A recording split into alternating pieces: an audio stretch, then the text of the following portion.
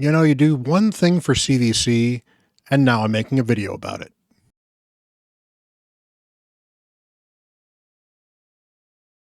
Hello, everyone. Bront, CatHerder here. We're having some fun talking Raid Shadow Legends, and we are here on my alt because I had one of these wonderful, wonderful remnant summons available, and I pulled it, and I actually saw red. So today we're going to be talking about Nell Blackteeth. So I pulled her last night doing just regular CVC stuff and said, you know what, we're competing pretty hard. I want to go hard for this personal rewards. Let's pull this and see. And out popped the third mythical on this account. This is additionally frustrating because on my main account, I have pulled 86, I believe, primal shards and have yet to get a single mythical that I have actually pulled. So now this account doesn't actually have Mikage yet. I'm actually going to be saving my books from Mikage after thinking about it. But let's break down Nell and look into her kit and talk about some of the places you can use her, how I'm currently trying to use her, and what I've generally found how she's been pretty useful for my account. So first of all, Ben Polarium tends to knock these visuals out of the park, and this is no different here. Now, she is, of course, the wonderful grandmotherly figure for Hansel and Gretel to be hunting. I believe that is the lore. She has got some kind of frosting on her scythe there, or kami, or whatever that thing happens to be. She's got the staff. She definitely looks very Sylvan Watchery. She's got little hex demon things, or hex bags, I guess, or whatever you want to call them, voodoo dolls for the Hansel and Gretel. All very, very cool themed. And then, of course, she transforms into this monstrous hag witch-like creature with these extra arms or tendrils or something like that. And overall, pretty good. She is definitely very scary in this form and very much looks corrupted in this form. So I like both these forms. They're very interesting. She definitely has a wonderful, unique look about her. She is the third mythical in the Sylvan Watchers faction, which is actually pretty amazing in and of itself. But let's take a look at her kit. So in her base form here, well, first of all, she has a 100% accuracy aura in arena. Now, I kind of wish this was like an 80 everywhere, but again, that's actually a pretty nice accuracy or aura in arena. And given mythicals get resistance ignore as well, if you absolutely need that accuracy and you're going to put her in lead in arena, that's pretty valuable. It's actually more valuable than it might be in other champions just because of that. And I think that might be one of the biggest arena accuracy auras I've actually seen. She's got an A1 here that attacks one enemy, steals 10% of the target's turn meter, steals an additional 5% turn meter each debuff on the enemy, and then has a 75% chance of placing a true fear for one turn. Little annoying, it is not a 100% chance, but it is a 75% chance on an A1, so it's kind of hard to complain about that too much. You can book this to ignore some 15% resistance. That's going to be a common theme with a lot of these mythicals. The A2 here steals all buffs from all enemies. This is pretty impressive in and of itself. It's basically a Kymar plus level steal. Decreases each enemy's turn meter by 10%, decreases each target's turn meter by an additional 5% for each debuff on them. So she powers up by additional debuffs, which is kind of cool as well. Turn meter decrease is very good. She also instantly activates all poison debuffs on all enemies, and then places a sleep debuff for one turn on all enemies without poison debuffs. It seems weird that she only places on ones without poison debuffs, but if they are poisoned and sleeping, the poison will wake them up to take their turn. So it ends up being a non-issue. So it actually could save you a possible sheep, although you're already stealing all these buffs anyway. So you're going to get sheeped on this regardless of whether or not that sleep happens. You know, it's kind of nice to have that sleep as an option, but it wasn't going to work on poisoned champions anyway. So I guess it's not really that big of a deal. And she can get a cooldown off of this. I'm actually surprised this does not have a resistance ignore book, but I guess it doesn't.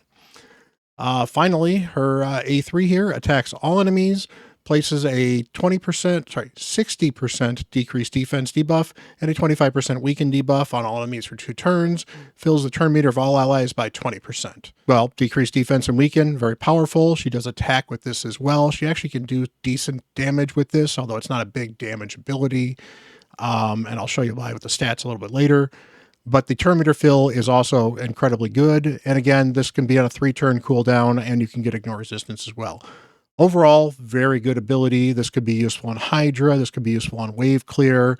There's very few places where this is not a useful ability. So from that end, she's got a really good ability here.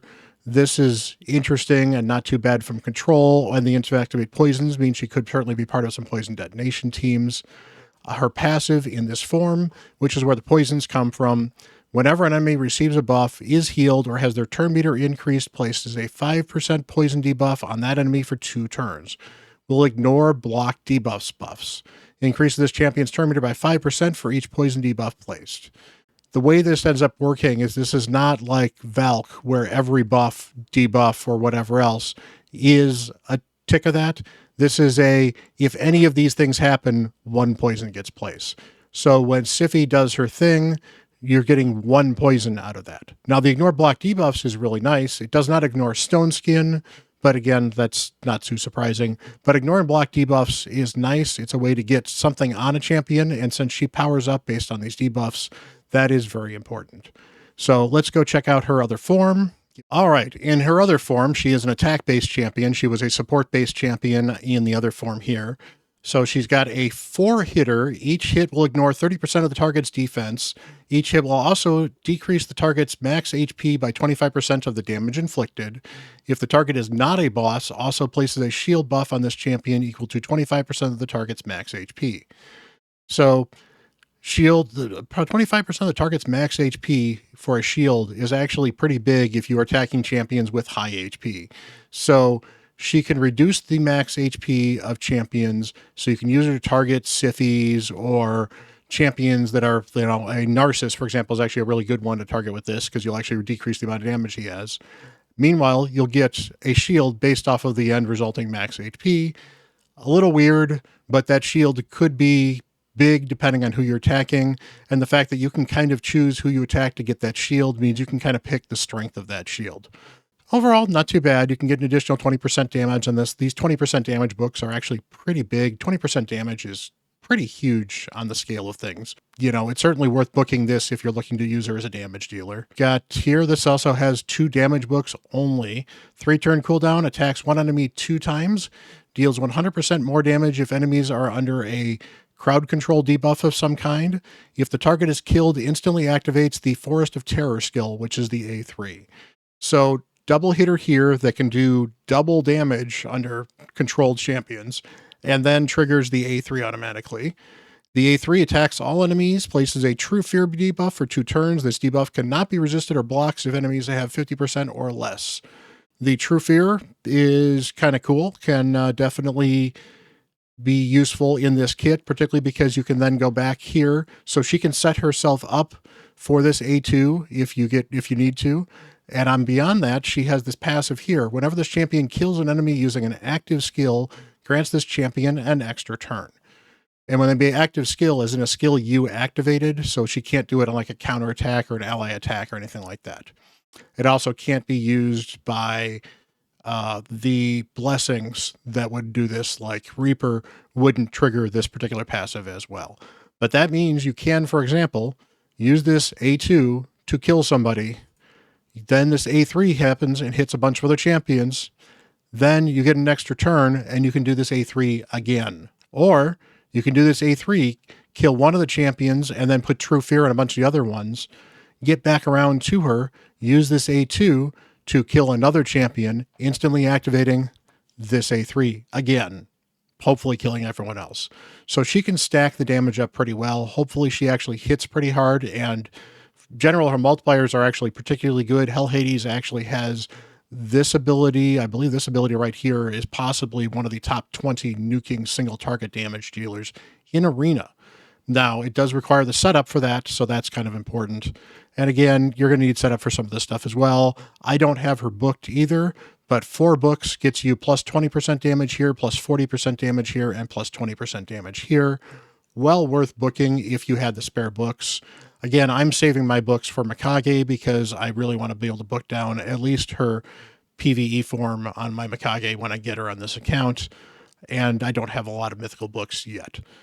But overall, very, very good. The other part of this passive here that I did not forget about is each debuff placed by this champion in either form, which is the True Fears or the Poisons or the decreased defense and weaken. She gets an additional 2% HP, attack, and defense, stacks up to 50%, and speed by 2 stacks up to 50 in this form. So she doesn't get these in both forms, but she gets them in this form, which means that if you can get her to put up a couple of debuffs, she can be a beast, really. Any speed is good. But just for example, we're going to an arena. We're going back to this form here. So we get a decreased defense and a weaken out. You get 8 of those out because you're getting 4 champions in arena. That's plus 16 speed and plus 16% HP, defense, and attack, which is going to be 16% extra damage. That's pretty good. You might get a couple of poison passives as well, so that might make it 20 or even 24, depending on what's going on. Maybe you ended up getting a True Fear counterattack. That's fine. Plus, if you end up doing this skill here and getting some of these True Fears to set up that A2, that's extra speed and everything else that you might get as well. So in a long-term fight, she can stack the damage up. And in fact, just looking at some of this fear that she does and the True Fear, she could be a very interesting Chimera champ as well. I don't have any Chimera keys at the moment, so I can't test her out in this video. Maybe I'll bring it into a Chimera video later.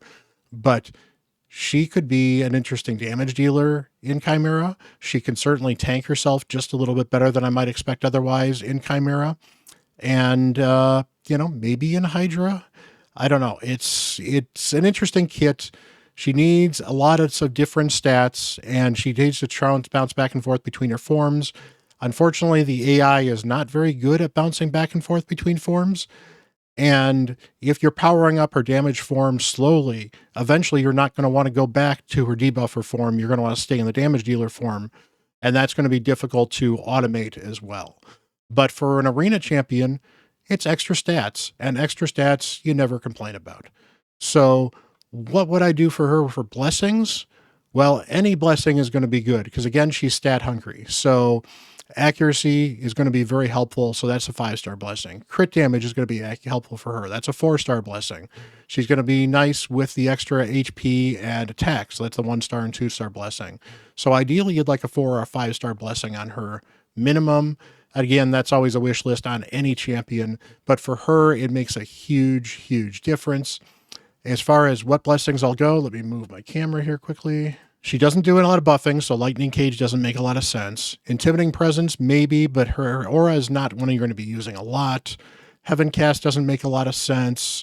Nothing really here makes a lot of sense for her here. Phantom Touch, maybe if you're going to use her in Fire Knight, it will do some additional damage, and she does have a 4-hitter A1. So on Fire Knight, she actually could be a very, very useful champion if you get her early.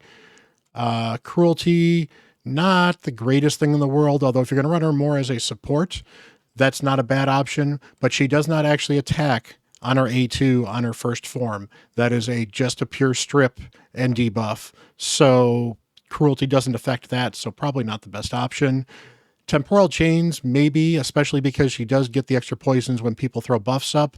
So the ability for them to throw buffs up, she puts poisons out and speeds her turn along even more. Temporal Chains seems like an interesting option for her. Soul Reap is an okay one for a lot of nukers. High-end Arena finds that Soul Reap is less and less exciting, but for her, I could see it being possibly useful. And for lower-end Arena, I see Soul Reap being very good.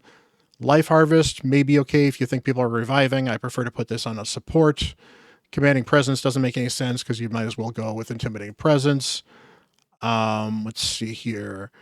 Crushing Rend, maybe if you get to if you're going to use her in PvE mostly and you get a 6-star, then Crushing Rend is good.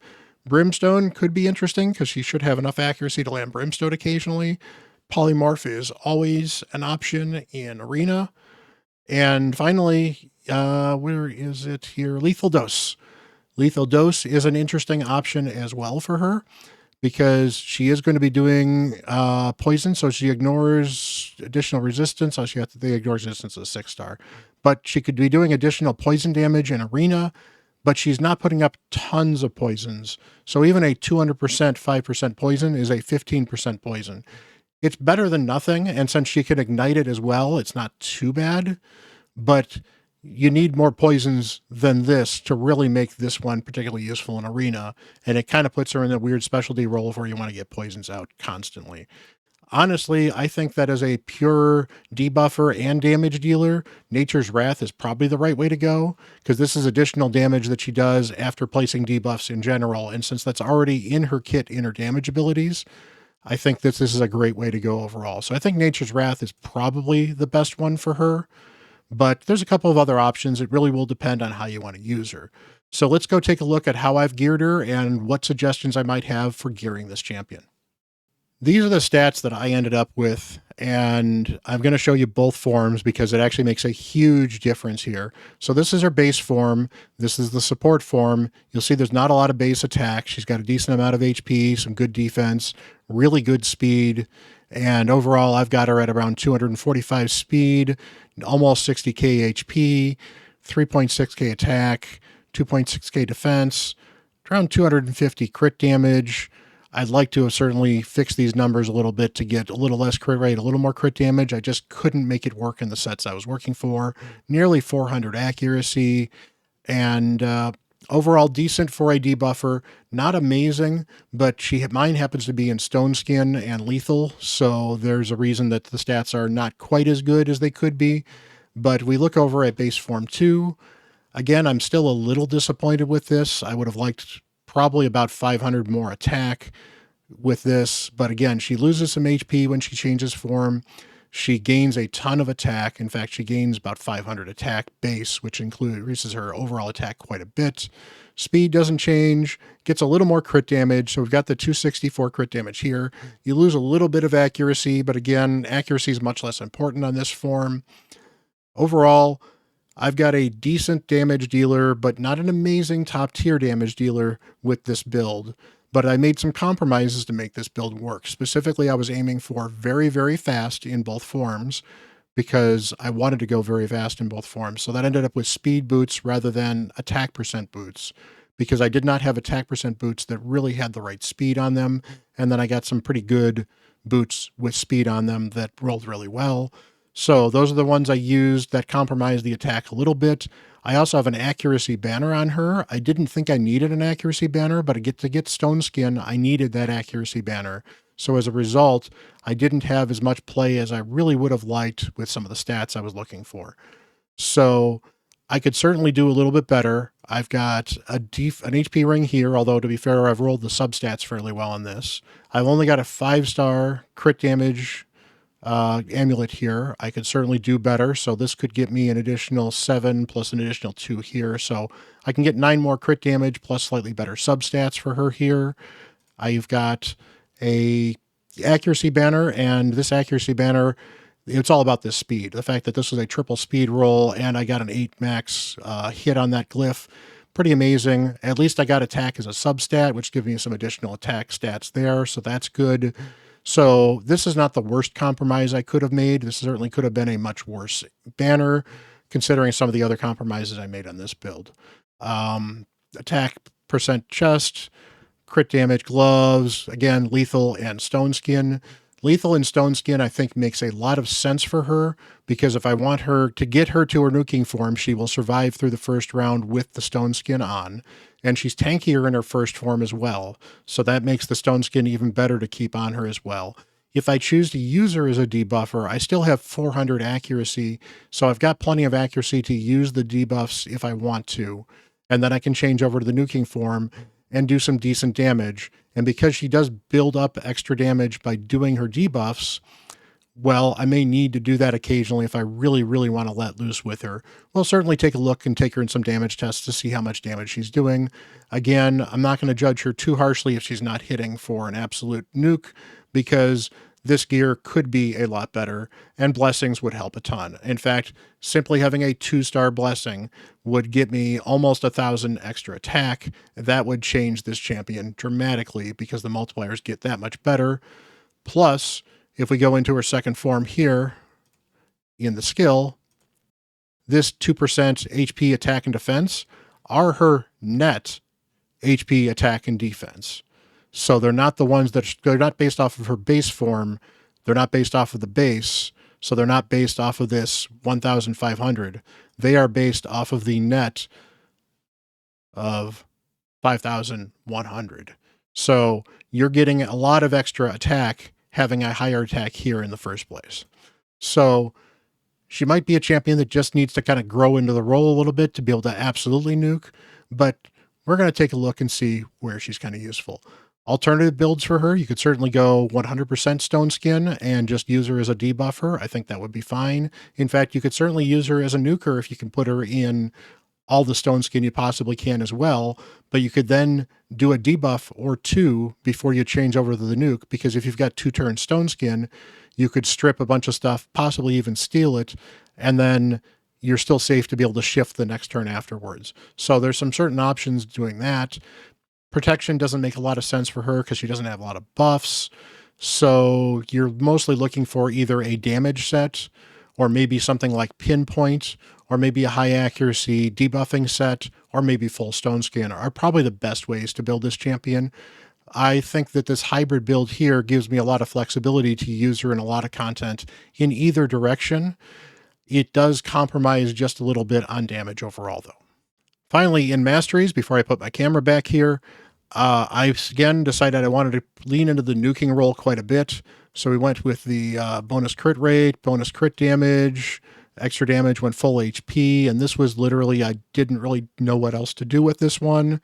Maybe some extra healing on the first hit wouldn't be the worst option either, but if she's going to have full HP, and to be fair, she has Stone Skin, so she's got a good shot at having full HP on her first turn, this seemed like a very good option.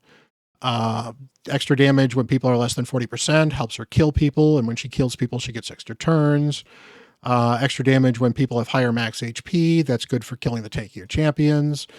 Additional damage on her A1 as she uses her A1. Additional damage when she kills people, since you want her to be killing people, that makes sense. Helm Smasher, particularly because I went with Lethal. So Lethal and Helm Smasher gives me 50% ignore defense, and she has other ways to ignore defense as well, which means it's like her A1 in her second form is almost true damage just because of that extra 30% ignore defense with this Helm Smasher and other stuff as well. So that's actually pretty huge. Finally, extra speed if she kills champions, since she's already speeding up away. Let's lean into that more. You can get extra 18 speed from this, plus an extra 50 speed from the passive. You're talking an extra 68 speed. That's huge. That'll get, in fact, mine here, because we're at 245, we're talking over 310 speed for a nuker end result when all the speed buffs are applied, if you can get some of this stuff going. That's pretty cool. And then finally, I really like the Cycle of Violence, especially for a nuker. If you can do at least 30% of a target's max HP in one hit, you have a chance of decreasing this cooldown of a skill randomly. Awesome. Now, I certainly could have taken Cycle of Magic, but I figured if I'm going to use her as a damage dealer mostly, Cycle of Magic is probably not going to trigger anywhere near as often as the Cycle of Violence, so this felt like a better buy.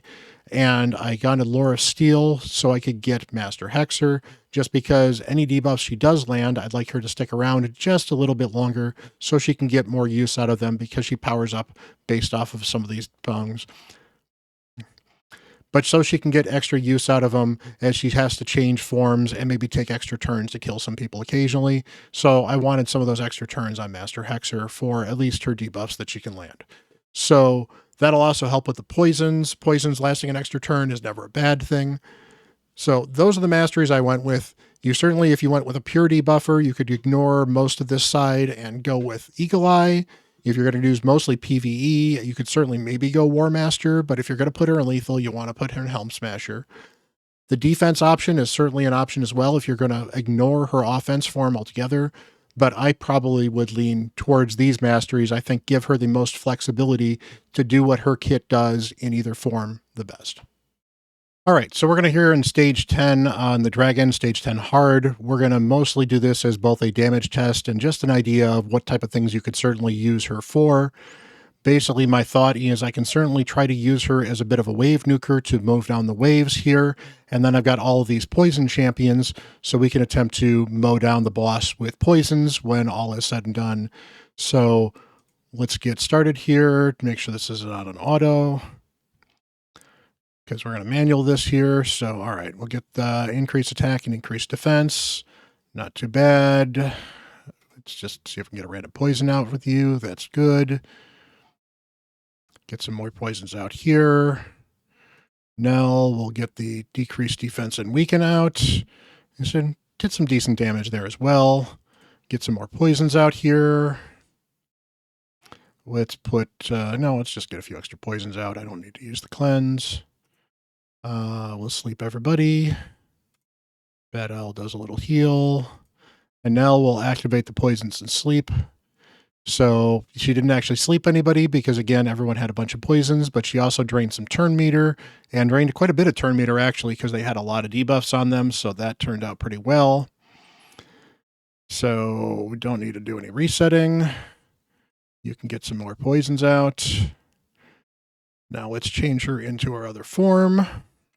You know what? We're going to do her A2, and we're going to target Chagor and see how much damage. You know, we'll target Venus here. And let's see how much damage she does on this and whether she follows up. So, 100k, not amazing damage. We do have decreased defense and weaken out here. Again, these are pretty tanky champions, and her build's okay. So that A2, not great, but she also didn't have any crowd control out here. So we did not have any sleep out here for her to be able to trigger that additional 100% damage. If she did the additional 100% damage, she probably would have killed her. She did not. That's fine. We also got rid of the decrease attack, I think, as well. I don't need to reset.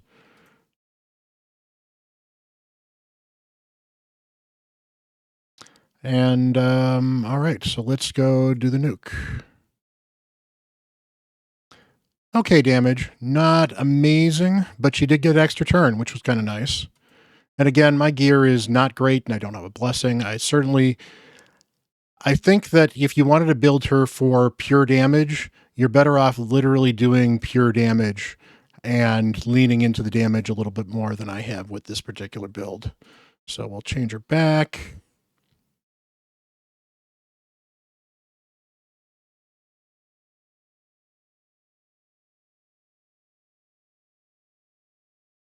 Did she not change? I'm now confused. I thought I changed her back, but she didn't go back.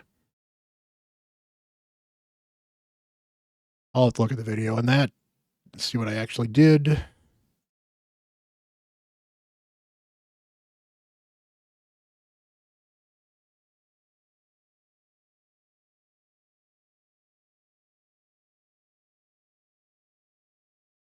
But that is the true fear.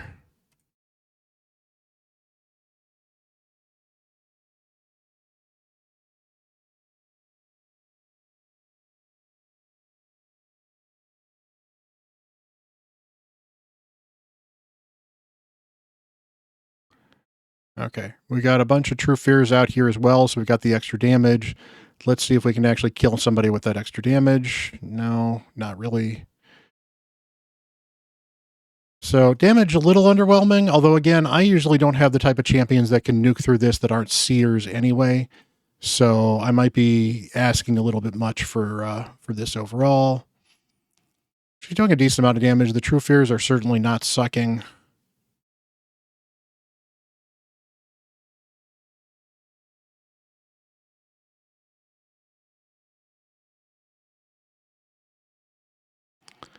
And let's give this a try.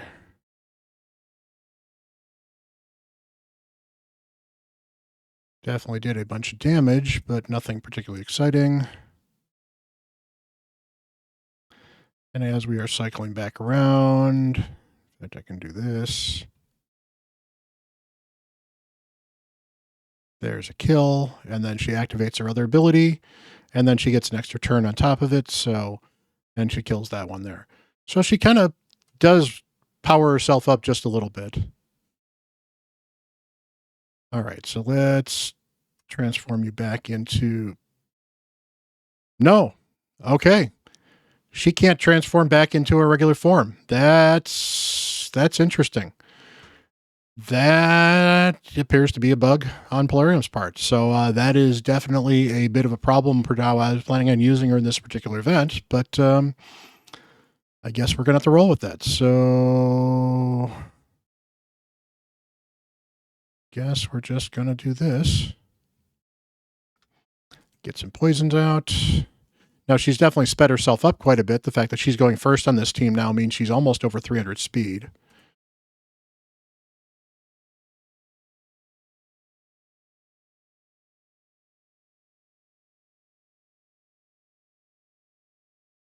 And she, of course, he buffed himself, so she actually put out some additional poisons as well, so that's good.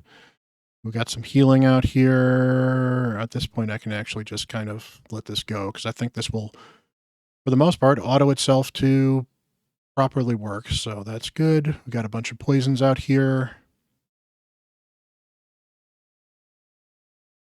The only thing I don't like is I don't have Mithrala's A2 turned off, which you don't really need against this particular boss. But we're keeping ourselves pretty clean. We got all the continuous heals out here with Urgrim, whatever else, so it should get through Dragon pretty easily. So definitely interesting. It looks like her A, or not her A3, but her Metamorph back is bugged. That's something I had not actually gotten far enough to experience before. Assuming they fix that, that is, not something I would judge too harshly against her, because that's a bug that Polarium needs to fix, but it is definitely a bug. So we'll sell this. All right, let's go take her into Arena, where I think that she's going to prove to be a lot more valuable, and I think her damage will still be fairly good, at least at the area I'm at in the game on this account. All right, so here's a team I've constructed, and what it does is it allows us to go first with Arbiter, boost the speed. Armands can throw the control out. If Armands throws those stuns out, Nell can transform and clear out the stuns. If he doesn't get all the stuns out, or there's some of them are in stone skin, which I suspect in this case they're going to be, Nell can then do her cleanse, and then Baron can nuke them around as well. So let's go give this a try. And I'm mostly looking at this team because this is a team that actually is going to have some stone skin, so we can see how effective some of these cleanses are going to be as well. So we'll lock out Godseeker at the very least. All right, so we are going to do her cleanse and see if we can wipe off any of the stone skin. We got all of the stone skin, and we controlled everybody, making it fairly easy for Baron to just nuke everybody. Godseeker shouldn't be a big problem at this point in time.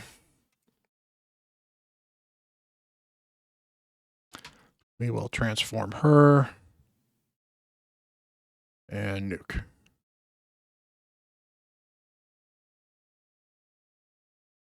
So that worked pretty well. All right, we're going to give this team a try. I have swapped out Armands for Sify because I wanted the additional speed in here as well. Nell does provide some additional speed boosts as well, so we will see how this team works, whether or not they have enough speed to outspeed me in the first place to survive. So we'll run this team and see. And again, Nell brings a lot of flexibility because I can use her to nuke, or I can use her to control and debuff. So we won the speed race there. Continue to win the speed race there. We're going to do the strippage. We failed to strip 2 of the champions. That is fine. We can still go nuke. And she kept them alive. That is fine. Let's go with Arbiter.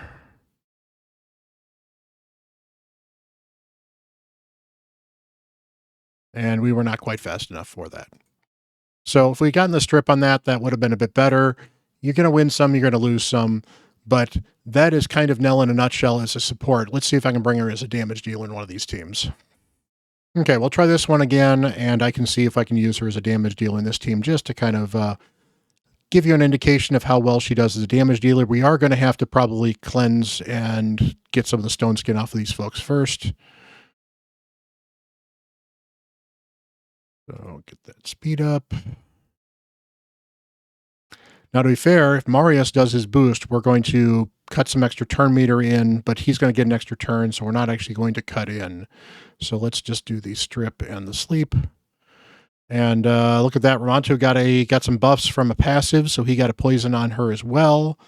We'll just do this to hurt that Mikage. Oh, we got the kill. That's fine. Just sleep you. Everyone's locked out, but it's your passive that's locked out, not your other stuff. So let's change you into the damage dealing form. Forgot that was going to happen. So for Marius, that's definitely annoying. So probably not the best showcase to bring her. And we're going to lose. So my bad for bringing her against Marius. Let's go find a different team. Here's a team we can do this for. We can use her for some damage. In fact, let's swap out you for... Where's Ostrid? There we go. So we are going to use her just for damage and see how that works. Assuming there's not a lot of stone skin on here. There is not. That is fine. Increase speed. We get another increased speed. We can throw some decreased speed. And we have a weaken out there as well. That is particularly good. Have you transform. And then let's get you to kill a Trunda. There. Look at that. She actually did 60 damage on that second hit against Trunda, and then did 80k on the Arbiter. Not too bad. And then she still got this back up, and since she's controlled, there we go. So definitely very, very unpredictable in the damage, with the Helm Smasher probably being a bigger deal than normal. It definitely helps if you have some controls available for her. And as a damage dealer, you really kind of need better damage dealing stats than what I've got to be a pure damage dealer. If you want her to be a pure debuffer, you may want to go with more accuracy. In this kind of hybrid build, she can fill both roles kind of well. And if I can get a 4 or 5 star blessing for her, honestly, a 4-star would be enough. A 4-star blessing would turn her from an okay nuker into an absolutely really good nuker with an additional 45% crit damage and almost 1,000 extra attack. Hey everyone, Future Bront here. I just wanted to let you guys know that there are two things. First of all, her ability to shift back into her first form is indeed bugged. Polarium apparently announced this on the 13th. They are aware of it, and it should be fixed by the next major patch. So if you get Nell, I guess I'm sorry that you have a bugged champion at the moment. She does work, or is supposed to work, where she can go back and forth. It is just bugged at the moment. So they are working on fixing that. And second of all, as far as overall having used her quite a bit more since I did the video, I have found that with the build I have, she's still a very good support, and I enjoy her as a support. I think her support form is very strong. And the fact that she brings secondary damage as an option makes her very flexible, but I don't think she's hitting hard enough in the build I have here to be a pure #1 damage dealer in Arena, for example. So if you're going to go for an Arena damage dealer, you need to get more attack and more crit damage. You might even sacrifice a little more accuracy, maybe sacrifice just a little bit of speed, maybe not. She does have ways to increase her own speed, so maybe you can increase your speed just a little bit because she does buff herself up a bit. That is probably where I would go if you need her to be a big damage dealer, or just get a 4-star soul for her. Obviously, that is very easy. It really doesn't change much. I just wanted to give you my opinion of having used her just a little bit more. Is she a good champion? Well, once they fix her passive and once they fix her metamorph ability, yeah, I think she's actually kind of a fun champion. Is she going to be an endgame meta champion? Honestly, I don't think so, but I think she will provide a lot of utility in Centranos because she is both a support and an attack champion. So she will be good for Centranos because that's often the Mythicals tend to be good for Centranos. She will be good for clearing anything where you can use the wave clear. She's got some good turn meter control. Overall, she's got a fun kit. She's got a lot of good utility. She just doesn't feel like she's an OP, overpowered, must build or else your account is ruined mythical, which is fine. She doesn't have to be the best. As long as she's good and she helps your account, that's what's important. So I appreciate you guys hanging around. I appreciate you guys, spending time watching this video. Hopefully it was entertaining and interesting. Hit that like button, smash that subscribe button. I really appreciate it. Happy holidays for you guys, because I'm recording this around Christmas time. You have a wonderful, wonderful day. And until the next video, I'm Bront CatHerder.